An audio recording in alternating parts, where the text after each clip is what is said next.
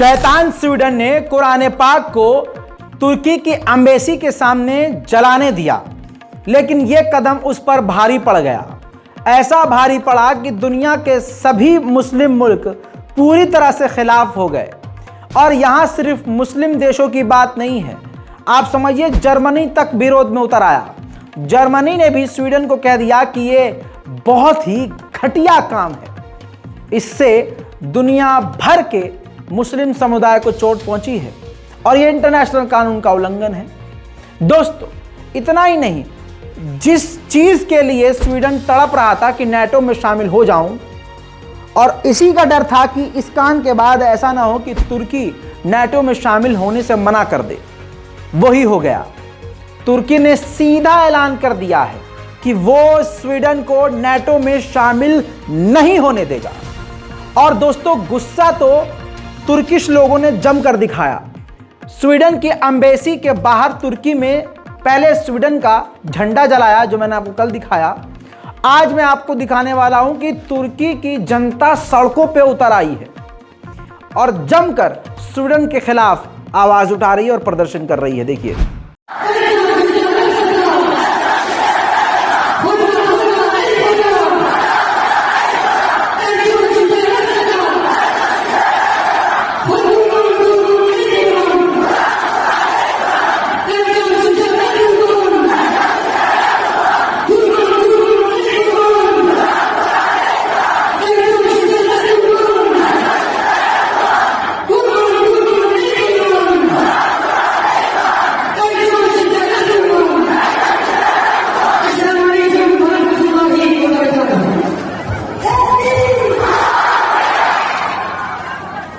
सलाम, नमस्ते, सत श्री अकाल। मैं हूं रजा और आप देख रहे हैं रजाग्राफी की मिडिल ईस्ट स्पेशल रिपोर्ट। दोस्तों, ये आपने तुर्की का मामला देख लिया। मुसलमान सड़कों पर हैं, पाकिस्तान के मुसलमान सड़क पर नहीं हैं। देखिए, अब तालिबान पर एक सवाल खड़ा कर रहा हूं। ये तालिबान सच में अगर इस्लामिक राज है तो ये देखिए तालिबान के बेगैरत लोग कितने हैं। तालिबान तो मुस्लिम मुल्क बन गया ना। तालिबान के लोगों ने, तालिबान की सरकार ने निंदा तो करी ऑफिशियली, लेकिन मुस्लिम मुल्क है तो तुर्की के लोगों से क्या कम है मुसलमान होने में। तुर्की के मुसलमान इतने ज़्यादा मॉडर्न हैं, इसके बावजूद जब उनके कुरान पे बात आई सड़क पर उतर आए। अब अफगानिस्तान के तालिबान को देखिए, कोई प्रदर्शन नहीं। पाकिस्तान में कोई प्रदर्शन नहीं। भारत के मुसलमानों के अंदर कोई गुस्सा, कोई रोष नहीं। मुसलमानों को छोड़ दीजिए, आपके अंदर, मेरे अंदर गुस्सा आएगा, हम क्या कर लेंगे। मेरे पास जो प्लेटफॉर्म है, इस पर मैंने खड़ा होकर सारी बात बोल दिया, मैंने अपना काम कर दिया। लेकिन जो हमारे उलमाए दीन हैं, सिर्फ मुंबई की एक रजा एकेडमी है, उसने जमकर इसकी आलोचना करी है। और बता दीजिए कौन मुसलमान समुदाय खड़े हुए भारत। हमारे अंदर है कमी, ये मानना पड़ेगा। इसी वजह से भारत के मुसलमानों का सबसे ज़्यादा बुरा हाल है। बड़ी खबर तो ये है कि आप ये देखें कि ईयू के कमीशन ने भी इस बात को ऑफिशियली कहा है कि स्वीडन की गलती है। स्वीडन को परमिशन ही नहीं देनी चाहिए थी कुरान जलाने की। स्वीडन की ये गलती इग्नोर नहीं की जा सकती। ये कोई मुस्लिम देश नहीं कह रहा है, यूरोपीय यूनियन के कमीशन कह रहा है। उधर दोस्तों, बड़ी खबर यह है कि अमेरिका ने अजरबैजान से कहा है कि लाचीन का बॉर्डर आप खोलिए और आर्मीनिया से अमन और शांति की बात कीजिए। हमने आर्मीनिया को समझाया है, आप भी उनसे बात करके बिजनेस शुरू कीजिए, नॉर्मलाइजेशन कीजिए। इसी के साथ बड़ी खबर यह है, आपको आज क्या करना है, अगर आप पूमा का कोई प्रोडक्ट यूज करते हैं तो सीधा उसको उठाकर फेंक दें। पूमा का कोई प्रोडक्ट आपके पास है तो पूमा के उस प्रोडक्ट में आग लगा दें। दोस्तों, क्योंकि पूमा ने काम ही ऐसा किया है। पूमा ने इजराइल की, जी हां, फुटबॉल की टीम को स्पॉन्सर कर दिया है, जिसकी वजह से फिलिस्तीन की आवाम में गुस्सा है और वो बाइकआउट करने की अपील कर रहे हैं। I just want to say that for anybody that's been to Palestine, this is no joke anymore. This is no joke anymore. When you have companies like Puma who are sponsoring the racist Israeli Football Association, which has 6 teams on stolen Palestinian land, they are regularly shooting down youth Palestinian footballers who have hopes and dreams of playing football. They are killing them. I walked around the stadium in Gaza. The Israel bombed and turned to rubble the Palestine Stadium, main stadium in Gaza, where all the international players were. I walked around there with Mahmoud Sarfat, who was an attacker. He played for the Palestinian national team, Mahmoud Sarfat, and he was arrested while trying to join the rest of the Palestinian team, and he was tortured. He was held for 3 years without charge, and they ended his career. He had to get released with a hunger strike for 99 days. That is your life as a Palestinian. Free, free Palestine! Free, free Palestine! Free, free Palestine! Free, free Palestine!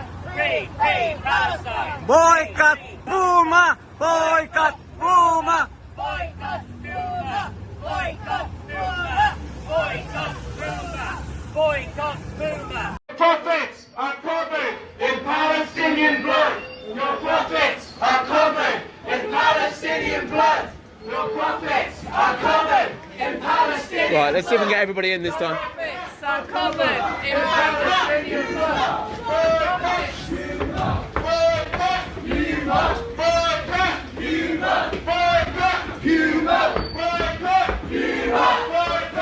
दोस्तों, खान अल अहमार नाम का फिलिस्तीन का एक इलाका है। अब Israel के कुत्ते वहां पहुंच चुके हैं और वहां पर पहुंचकर फिलिस्तीनियों को खदेड़ रहे हैं, उनके मकानों को खाली करवा रहे हैं और उनके घरों पर कब्जा कर रहे हैं। इस वजह से उस इलाके में फिलिस्तीनी लोग प्रदर्शन कर रहे हैं। मुझे मालूम है आपको फिलिस्तीन में इंटरेस्ट नहीं है, लेकिन ये मेरा काम है, ये मेरा ईमान है। देखिए,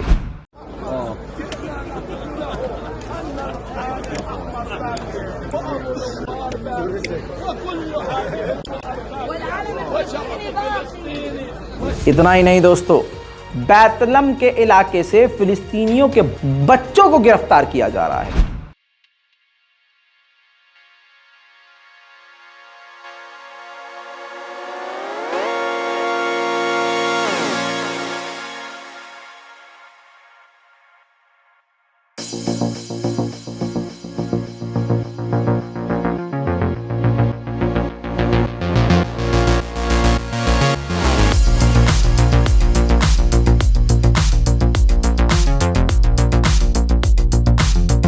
इसी तरह से बैतलम के ही इलाके में ये देखिए मकानों को किस तरह से तोड़ा गया है।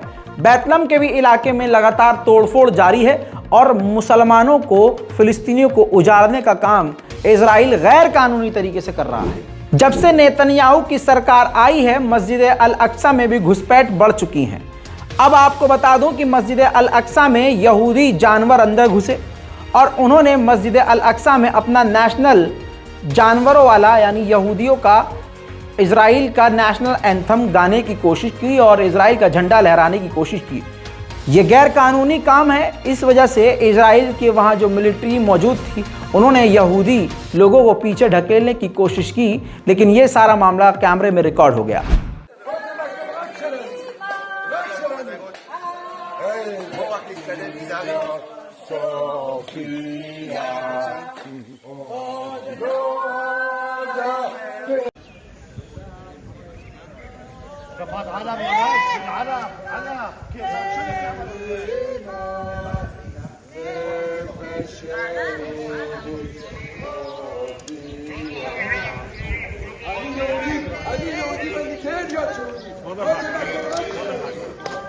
العباب السلسلة رفع علام إسرائيل، هيا مرفوع عباب السلسلة جوا الأقصى.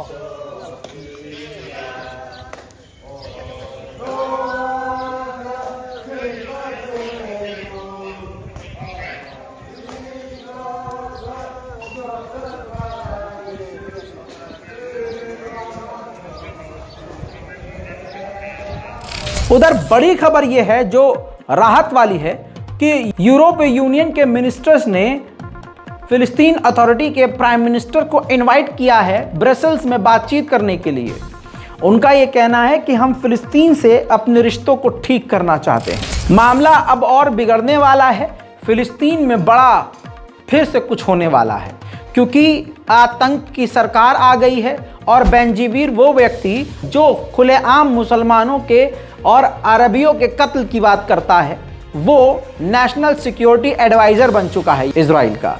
अब उससे एक संगठन ने, यहूदी संगठन ने कहा है कि हमें परमिशन दिलवाइए कि हम मस्जिद अल अक्सा में जाकर कुर्बानी दे सकें जानवरों की।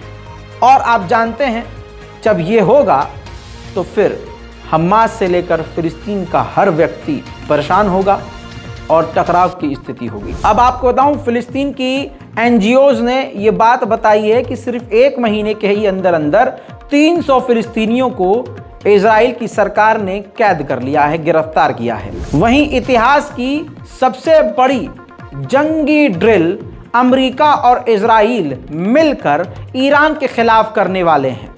याद रखिएगा, यह है पूरी स्क्रीन पर रिपोर्ट, इजराइल की ही ये रिपोर्ट है, टाइम्स ऑफ इजराइल। कहा यह गया है कि मैसिव वॉर गेम, यानी ऐसी खतरनाक जंग की तैयारी जो ईरान के खिलाफ है। नाम है जुनिपर ओआक 2023, जिसके अंदर 140 एयरक्राफ्ट होंगे, 140 लड़ाकू विमान हिस्सा लेंगे, 12 युद्धपोत होंगे और आर्टिलरी सिस्टम दोनों देशों के इजराइल के अंदर जबरदस्त ड्रिल करने वाले हैं ईरान के खिलाफ। ईरान के खिलाफ ये सबसे बड़ा आज तक का ड्रिल माना जा रहा है। उधर जर्मनी की फॉरेन मिनिस्टर सामने आई हैं और उन्होंने कहा है कि हमने ईरान पर और भी कड़े प्रतिबंध लगा दिए हैं। Das iranische Regime, die Revolutionsgarden terrorisieren ihre eigene Bevölkerung Tag für Tag.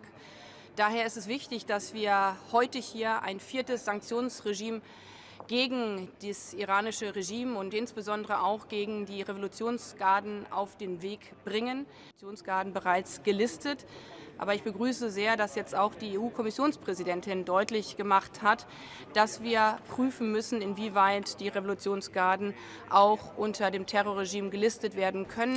उधर यूरोप यूनियन ने कहा है कि हम ईरान की IRGC को ब्लैकलिस्ट नहीं कर सकते, इसके लिए हमें कई चीज़ें देखनी होंगी और दूसरे यूरोपीय यूनियन के देशों को भी उसकी आलोचना करनी होगी, ईरान की IRGC की आलोचना करनी होगी और फिर इसके लिए एक कोर्ट और संगठन बनाना होगा। हालांकि ब्रिटेन भी आगे आया है और ब्रिटेन ने भी ईरान पर बड़ी पाबंदियां फिर से लगाई हैं और ईरान की IRGC को तो टेररिस्ट लिस्ट में ऑलरेडी अमेरिका ने डाला हुआ है, लेकिन अमेरिका ने बहते हुए पानी में अपना फिर से हाथ धोते हुए IRGC के बड़े कमांडरों को भी ब्लैकलिस्ट कर दिया है। मिडिल ईस्ट रिपोर्ट में आज के लिए दोस्तों इतना ही।